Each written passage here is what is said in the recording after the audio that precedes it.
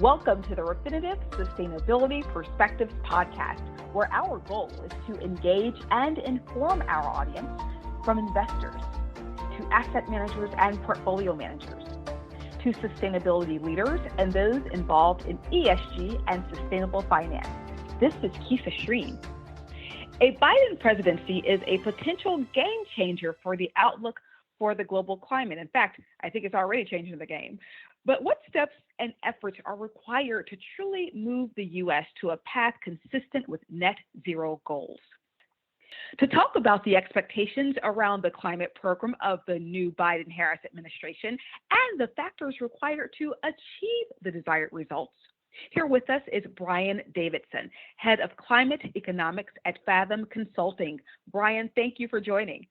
Hi, Keisha, and hi, everybody, and thank you for having me. So, Brian, let's just jump into it. What are the key items in Biden's climate action plan for those of us who have seen them but really want to just understand what they can be from a bullet point perspective? What are those items? Well, first and foremost, he has signed up to the Paris Agreement again, and the objective of that agreement is to limit global warming to 1.5 degrees above pre-industrial levels. And to do that, there's widespread recognition that greenhouse gas emissions need to come down to zero on a net basis by the middle of the century. So that essentially, there's a whole string of actions and things that are needed in order to achieve that. So that's the starting point, and that's his objective. There's a string of things he can and should do. He's made a good start. He's done a lot of executive actions, which will not only reduce the US emissions, they can nudge private sector players to reduce their emissions.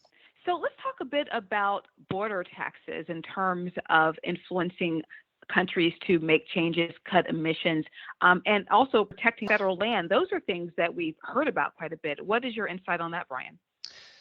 Well, the border tax is an interesting issue. So the idea of a border tax is if you are taxing your domestic producers for the amount of carbon they emit, then in order not to have leakage, i.e. a company goes and produces things in another country and exports that to the US, in that other country having lower environmental standards.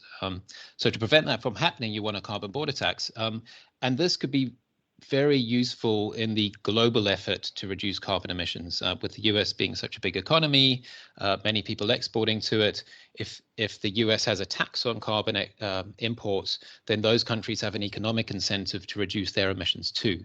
But of course, for such a policy to be fair, to be lawful, and to be effective in the long run, the US would need a domestic carbon tax as well. And of course, here, this is a slightly more contentious issue. So I guess talking about carbon border taxes is slightly putting the cart before the horse until there's a US domestic carbon tax in place. And also, there's been a lot of talk about postponing drilling. I think the term postponing and canceling have been used interchangeably in the discussion. So we have the protecting federal land as well as the drilling permits, pipeline construction. How does this play into climate change? They are quite symbolic. Well, of course, it has an effect if you don't have a pipeline linking a region which produces oil to get it to port, then that oil is not going to be extracted or shipped. So it will have an immediate effect on reducing emissions, but it also will give a lot of fossil fuel producers pause for thought in terms of planning future projects. The bottom line is that in order to get to net zero, which is ultimately Joe Biden's stated goal and the stated goals of the Paris Agreement, fossil fuel consumption needs to come down drastically, and renewable energy generation needs to increase significantly. So by putting bans on drilling on federal land or blocking the construction of oil pipelines, it sets a precedent, it sets a tone, and it does facilitate shift towards investments in more climate-friendly areas. So in talking about that shift towards investments, is really a good segue. In looking at some of these plans, as a portfolio manager, as an ESG investor, What am I to think about in terms of how achievable those plans are? And if I should really think about using some of these as how I view a lens through which I view my investments. Are these really achievable? And should an ESG investor really start using some of these points as a lens through which they view their investments? Well, of course, policy credibility is a fundamental consideration for all investors. So the policy outlook in the US is slightly uncertain. I think in order to actually achieve Joe Biden's goals, he will need bipartisan support, and that would include a domestic carbon tax. It would also require bipartisan support for spending on climate-related infrastructure, for R&D into climate solutions. So all of those things should be considered by investors. But aside from government regulation, if an investor wants to be ESG friendly, it's not just about looking at ESG scores or E-scores. It's about developing a framework in which considerations of how to get to net zero are a core part of that framework. So where are the emissions coming from today? What is the expected path of those emissions reductions? And essentially, if you're an investor and you want to be ESG friendly, are you investing in companies that are facilitating that effort or not? So it is quite simple, really, if you take a step back and look at it at the big picture. What needs to happen? Is this company doing something to assist that process? That's the way I would look at it. And how can these investors influence these outcomes, right? So you have the policies that we talked about, but in terms of really making these, influencing the outcomes and ensuring that these policies are really having the hoped for impact, what can an investor do? Or is it simple as having conversations with the C-suite, with engaging the senior members of these companies? I think there's several things they can do. Of course, those conversations are important. There are regulations. There is the Task Force for Climate-Related Financial Disclosures. Those are a set of guidelines for climate-related reporting. So in order to report properly on the climate, you need to understand what those issues are. So I think there is an awareness issue. There are question marks about how do you measure these things. But I think sort of underpinning all that, there is a framework. But I guess to answer your question, well, what else can investors do? They can have those conversations. They will need to report the risks, and there are risks both ways.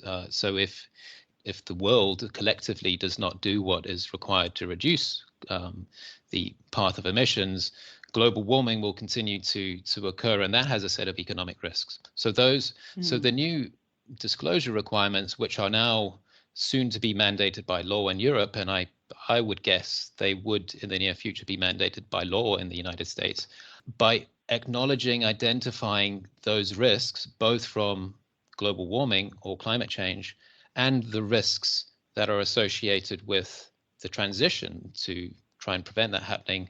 Disclosure of those issues are important from a company point of view, and investors could also insist, well, corporates could insist that their suppliers are taking actions to identify these risks and to mitigate those risks. So I think throughout the whole supply chain, there's a series of recognitions and conversations to be had.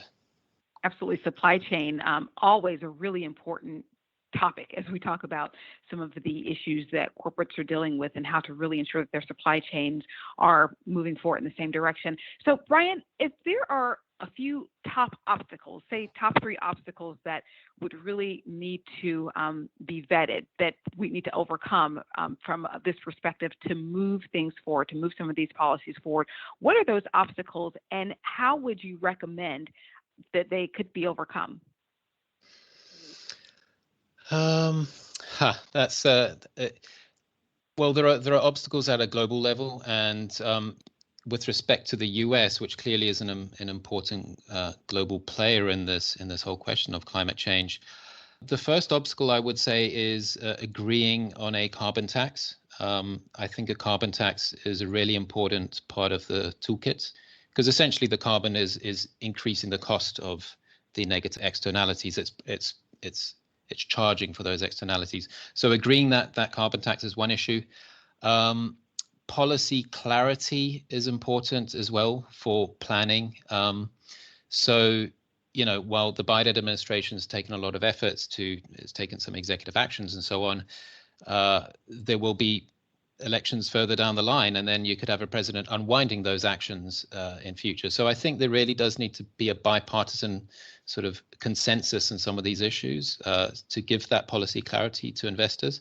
The next hurdle, I think, is I'm pretty optimistic that actually identifying the risks, the transition risks, the actual the risk from climate change itself, those are really key. They're not quite in place at the moment, but I think there is a big push to get there. So I'm a little bit more optimistic on that one. The third main challenge, that would probably be convincing fast-growing emerging markets or other countries in general. You could put into that category countries whose economies are very reliant on fossil fuels to reduce their carbon emissions. But to get back to my first point, if the US can agree on a domestic carbon tax, then it could and most probably would be imposing carbon border taxes. And of course, you've got Europe, you've got the UK, you've got other major economies, Japan, South Korea, even China has made a net zero commitment. That's by 2060, and they do have a domestic carbon market. So if you have these big economies all moving in the same direction, then I think some of the other countries that don't have such ambitious environmental plans, they will fall into line, and that could be done through a question of diplomacy or that kind of using the stick of a carbon border tax, which provides a financial incentive for them to increase their greenhouse gas reduction targets. Wow. So just proving the point that no one is an island, that we're really in this together globally in terms of influencing. So Brian, some great points here talking about the Biden-Harris climate agenda. Ambitious but doable, and just some things that can happen from an investor level. Institutional investors can have conversations with corporations, obviously need to continue to report on risk, but those conversations and understanding the policies can definitely influence, as well as corporations having conversations with their supply chains, ensuring those supply chains have policies in place and agreeing to those policies. Supply chains are very important, clearly, as we have this discussion. Also, some of the key areas that you pointed out, agreeing on a carbon tax could be something that could drive the conversation forward. Also, policy clarity and bipartisan consensus, very important here. And really identifying those risks from climate change and convincing emerging market countries whose economies rely on carbon fuels, really having those discussions and influencing from reducing carbon from that perspective in those areas as well. Very interesting information. And you know what? We have a lot to come. It's just February, and there's a lot coming down the pipeline. So I hope you come back and join us and chat about what we've seen so far after the next few months, Brian. Absolutely. I look forward to that and look forward to monitoring the progress of the administration in this area, but more than just the administration, monitoring how the private sector deals with these issues and the solutions they provide. And maybe just to add on a slightly more positive note, this is not all about government. There are sort of underlying economic factors at play here. So, for example, the cost of renewable energy is falling, and in some cases is cheaper than energy produced by traditional fossil fuels. Also, the price of electric cars is falling, and filling up your tank with an electric car is a lot cheaper than filling up your tank with petrol or gas, as you guys say. So there are those economic incentives.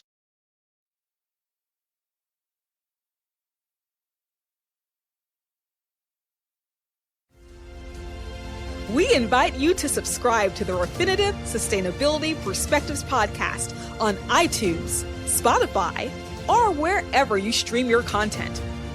What did you think about the podcast? Leave us a review on iTunes or follow us on LinkedIn and Twitter for updates on our show. You can even check us out on YouTube now. Thank you for joining. See you next time.